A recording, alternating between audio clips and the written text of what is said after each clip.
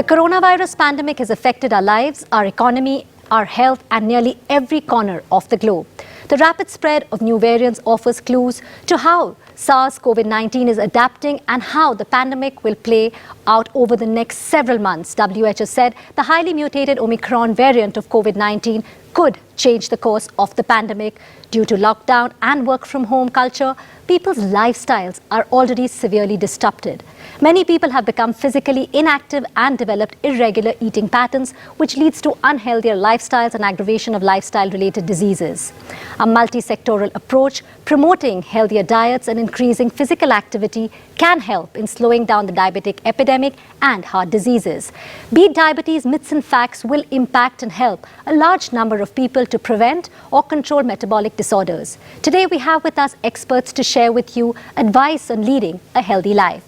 Joining us now on the show is Dr. D.C. Tirupati Rao, MBBS, MD Internal Medicine, Senior Consultant, Physician and Diabetologist, Chaitanya Hospitals, Karim Nagar, Dr. Shalini Jaggi, PG Diploma in Diabetes, Cardiff, UK, PG Diploma in Endocrinology, UK, FACE USA, FRCP UK Diabetologist and Director, Life Care Diabetes Centre, New Delhi, and Dr. Ashish Agrawal, MD DM Cardiology, FSCAI USA, AFESC Europe, Interventional Cardiologist Director, The Heart Clinic, Mumbai.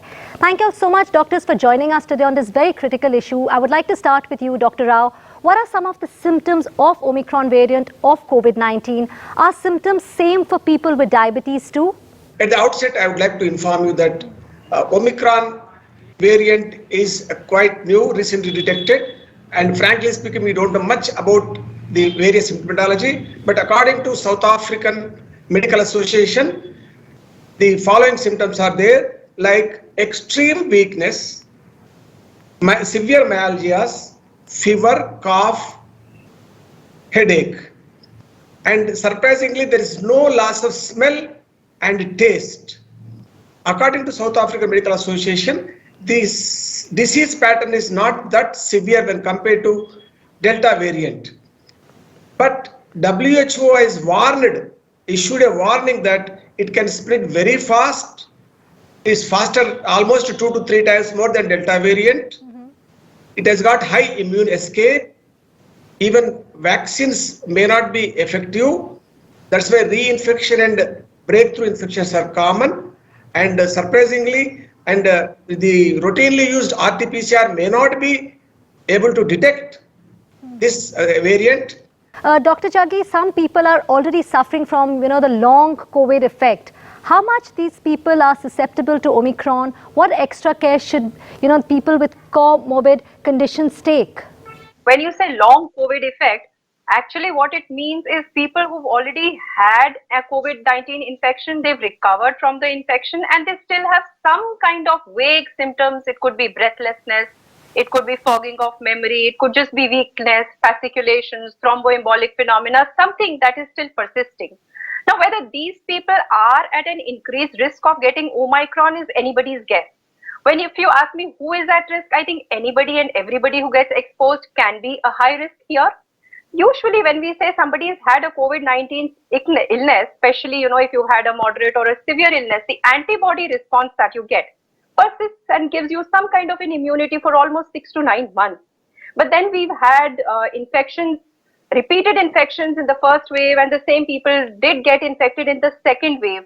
So how this virus behaves, whether the immunity really works, how much does it stay, is anybody's guess. So that is why people with comorbidities, people who have a low immunity, people who have diabetes, uncontrolled sugars, blood pressure. So these are the kind of people who, if at all they get exposed to the virus, can develop a serious or a severe infection, A, if they are not vaccinated, or B, if their immunity is down. So precautions to prevent this has to be social distancing, avoiding exposure, avoiding crowded places. Dr. Ashish, it is said that existing vaccines could be less effective against the fast-spreading coronavirus variant. Is that true? Unfortunately, that is true. Because this newer Omicron variant has developed more than 30 different spike protein mutations. But the good news is that still people who are vaccinated, they are suffering milder forms of disease. So all the more reasons to continue aggressive vaccination drives even though newer and newer variants are emerging. Secondly, there are certain new UK studies which are showing that booster doses of vaccines, they are providing significantly more immunity against these newer variants. So it is possible that booster doses might be in the pipeline for near future, and they might be used as an effective weapon against these newly emerging variants like Omicron. Dr. Rao, when we talk about diabetes, we talk about type 1 and type 2 diabetes. What is brittle diabetes? What are the long-term complications of brittle diabetes? Can you tell us a little bit about that, please? Yes, there are two types of diabetes. Type 1 is usually occurs in children. It is characterized by the absolute deficiency of insulin. Type 2 diabetes usually occurs in adults. It has got both impaired secretion of insulin as well as insulin resistance. Brittle diabetes, a form of diabetes, it's difficult to treat diabetes. Usually it occurs in type 1 diabetes with high blood sugars and high dose of insulin to treat it. So this brittle diabetes usually occurs in type 1 diabetes, and that's why these got long-term effects, long-term complications are also there. And like microvascular or macrovascular. Macrovascular complications include retinopathy, which leads to blindness, peripheral neuritis, which leads to foot infection and can need to amputation of the leg, and diabetic nephropathy, which results in end-stage renal disease and chronic renal failure. And at the same time, it's got macrovascular complications also, like cardiovascular system death infections are there, leading to heart attack and as well as cerebral stroke. Dr. Jaggi, is there any correlation between a baby's birth weight and the possibility of developing type 2 diabetes? What precautions should pregnant women take to avoid this?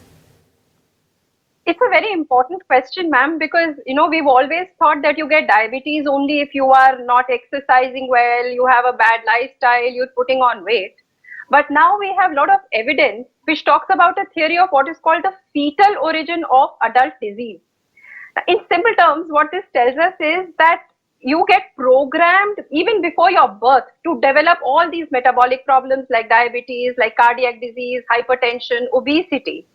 The main reason for this is the exposure of the baby to maternal overnutrition or undernutrition.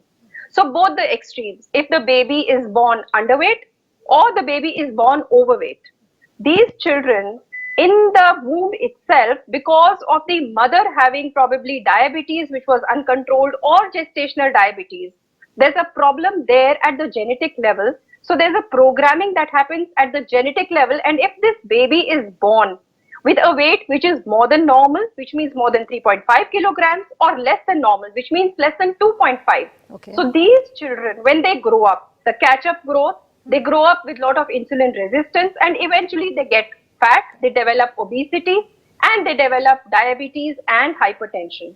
So to prevent that, most important is the mother has to plan a pregnancy, and this is where preconception becomes very important. So if you're planning to have a baby, it's important that you go to your doctor and discuss this with your doctor so that they can do a few simple tests like checking your blood sugars, just to rule out that you do not have some amount of pre-diabetes or diabetes which is not detected. Dr. Agrawal, in case a person has normal levels of lipids and cholesterol, is he safe from heart disease? Which other factors can predispose a person, for a heart attack? And that is also a very important question. That is the common belief that cholesterol is probably the only thing which causes heart attack. Unfortunately, normal levels of lipid does not make an individual completely immune from heart disease or heart attack.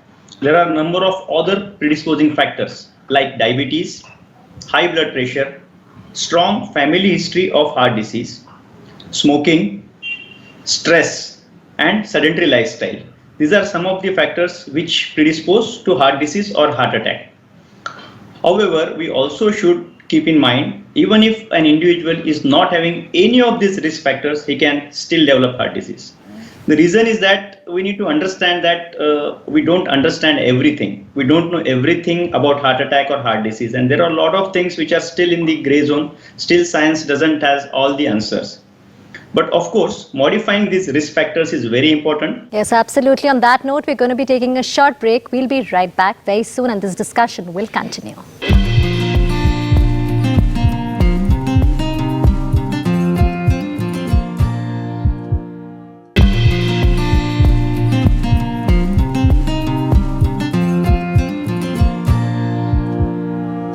Welcome back. Dr. Rai, I would like to start with you. Diabetic ketoacidosis is a serious complication majorly associated with type 1 diabetes. During the COVID wave, it was a common complication. Is it common in type 2 diabetes people as well? Diabetes ketoacidosis is a complication of poorly controlled diabetes. Usually it occurs in type 1 diabetes. Generally, it is not that common in type 2 diabetes. Diabetes ketoacidosis is a life-threatening medical emergency which needs immediate medical attention and which needs a lot of treatment. It is characterized by the high blood sugars, acidosis, severe dehydration and infections. So, as I told you, this is not very common in type 1 diabetes, but generally this is not that common in type 2 diabetes, but still it can occur in type 2 diabetes, particularly during a lot of stress, surgery, trauma, infections and hospitalization due to heart attack and cerebral stroke. During COVID times, we have seen many cases of diabetic ketoacidosis even in type 2 diabetes because of a lot of stress. COVID patients undergo a lot of stress and they have got hyperglycemia because of infection and as well as the steroid use. Hyperglycemia can lead to diabetic ketoacidosis. That's why it is very important to control blood sugars in order to prevent complications like diabetic ketoacidosis. Thank you. So I think at the end of it, it's most important to manage blood sugars really well, control it right at the beginning. Dr. Jaggi, people with diabetes are at higher risk for a variety of foot health problems. Which are the tests available to check diabetic foot infections? Because that is something we don't very often talk about. Absolutely. This is very important because, we always tell our patients that you need to look after your feet as much as you look after your faces. And it's very important because, a wide variety of diabetic foot infections, foot problems can happen if your sugars are uncontrolled. Now, this can be a simple diabetic infection, which can probably flare up into an ulcer which just doesn't heal because your sugars are not well controlled. This could be a neuropathic foot. That means your nerves have been damaged and you have loss of sensations in your foot. So it's an insensate foot. So if you were to suppose, get a small injury, you would even not know and you're just bleeding. This could be a nail infection, a fungal infection, which is very common in people with diabetes whose sugars are not well controlled.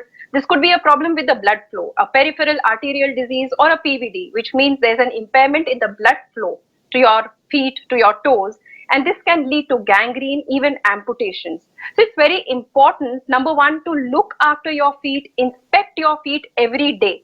So, once you finished your bath maybe at bedtime, you need to sit up, look at your feet, maybe you use a mirror, just look at the sole, just to look for cuts, for dryness, for any form of corns, anything that's developing so that they can be addressed immediately. Put a good moisturizer or an emollient if you have dry feet. There are simple bedside tests that are available. Every time you visit your doctor, they can always inspect your feet for any cuts or bruises that can flare up into ulcers if they go unnoticed. And there are simple tests like a monofilament test, ankle jerk, knee jerk, which actually tell us whether there's an impending problem coming in. Coming to you, Dr. Agrawal, are people living with heart disease, are they more vulnerable to severe complications from infectious diseases? Certainly, yes. So broadly, the people with heart disease, they are broadly, for common people's understanding, common viewers' understanding, divided into two categories: heart disease patients with heart blocks and heart disease patients with heart failure. Both of these category patients, they are more vulnerable to various complications of infectious diseases. Not just infectious diseases, if they suffer from any other illness, they are more vulnerable to complications because they have got limited cardiac reserve. So it is very important that patients with heart disease, they take extra precaution, they follow COVID appropriate protocol wherever possible. They should get vaccinated. They should complete their vaccination schedules as per the norms. And also very important is that they should follow up with their doctor and they should rigorously take their ongoing treatments as per the as per their routine schedule. So these things will help to protect them from these complications of infectious diseases. So they should take extra care and protect themselves. Dr. Rao, how does the long-term cardiovascular risk of patients with type 2 diabetes mellitus compare to non-diabetic patients with first myocardial infarction? Can you tell us about that? Long-term cardiovascular risk and long-term cardiovascular deaths are also more common in diabetic patients when compared to non-diabetic patients. If you take the commonest cause of deaths in diabetic patients is due to heart attack. That's why we consider all diabetic patients as equal coronary equivalents. That means all diabetic patients, we assume that they have got already established coronary artery disease. That is the reason why we take extra precautions in diabetic patients with proper diabetic control. Blood sugar should be always in the control, and with proper physical exercise, proper diet and proper medications. And all the diabetic patients aged more than 40 years, they should be started on statins like rosuvastatin and atorvastatin, and all the patients aged more than 50 years, they should be on aspirin in order to prevent further episodes of heart attack in these patients. That's very important. Dr. Jaggi, what risk should be considered in treating type 2 diabetes mellitus in patients with alcoholism, substance abuse problems or mental illness? This is very important, and I think if you have one of these problems, you need to tell your diabetologist or your physician about it so that they can actually customize what kind of drugs need to be given to you. Substance abuse, chronic alcoholism, what we need to understand is one myth about alcohol which I would like to bust here. Alcohol does not raise your sugars. Rather, if you've had a binge drinking episode with a lot of alcohol, it is going to lead to a severe hypoglycemia, which means it reduces your sugars.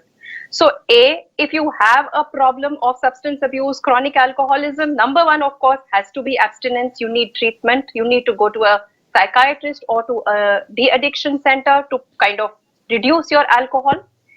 Otherwise, if you are a heavy drinker, you need to inform your doctor about this, because certain drugs like insulin or even sulfonylureas, these kind of drugs, if you are taking in the night with alcohol, this can cause a severe hypoglycemia late in the night or sometimes early morning, and this can be very, very problematic for you. Again, a very important point out there. Dr. Agarwal, for people with high blood pressure, are different types of salt available in the market? Like, there's low sodium salt, rock salt is also. So what is really advisable? Should they focus on reducing the quantity of regular salt in their diet, or which type of salt should they be really having?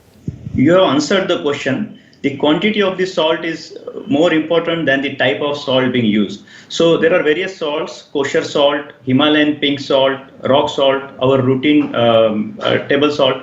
All of these salts, they are having slight variations in the amount of sodium. But most important is the quantity of salt that is being used. WHO recommends around 6 grams of salt intake per day.